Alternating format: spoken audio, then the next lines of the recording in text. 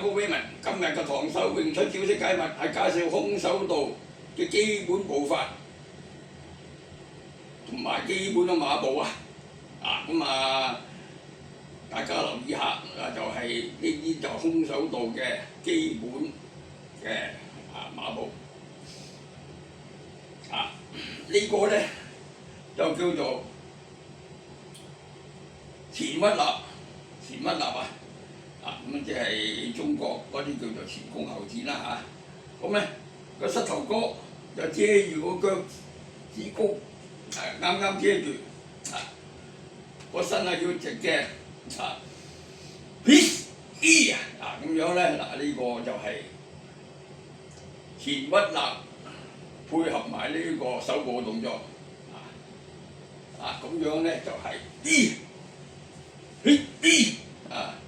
就係企緊膝頭哥緊緊遮住嗰個腳趾公就係正確同埋個腰要直嘅要眼向望住前面，同埋上前嗰時咧，即係盡量保持翻呢個唔好喐個頭嗰度咁樣咧上嗰時保持翻上落。好，介紹完呢個前屈立，又介紹一個叫做四平大馬自古打字呢個古打字咧就係咁樣嘅即係中國嘅四平大馬咁樣咧就係配合呢個打法就係咁咧上退後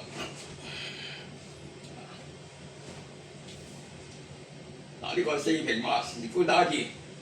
好，第三個就係叫做三戰立、三戰馬步。三戰馬步咧就係空手道嘅基本嘅步伐。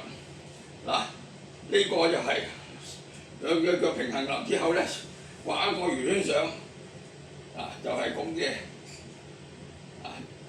呢個叫三戰立，前腳斜斜地，後腳咧就直嘅。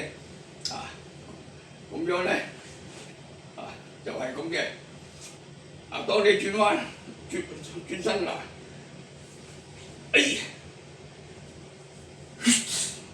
轉身嗰時咧又要快，咁先一路快一路轉身一路打嘅。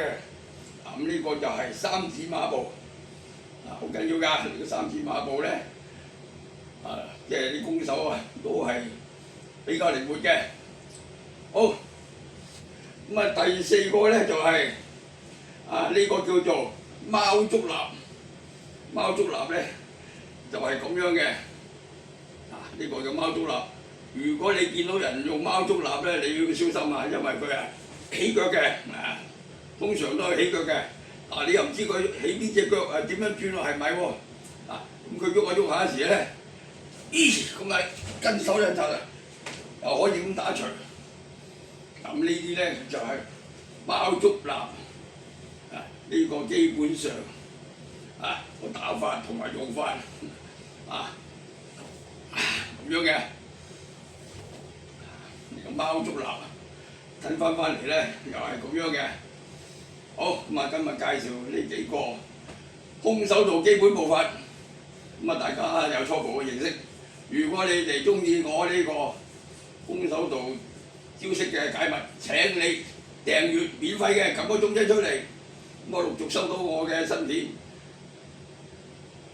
Uncle Raymond 6517會睇到我過去所拍嘅有關嘅招式動作，同時希望你介紹俾親友 share 分享點讚俾個 like 啦，拜拜。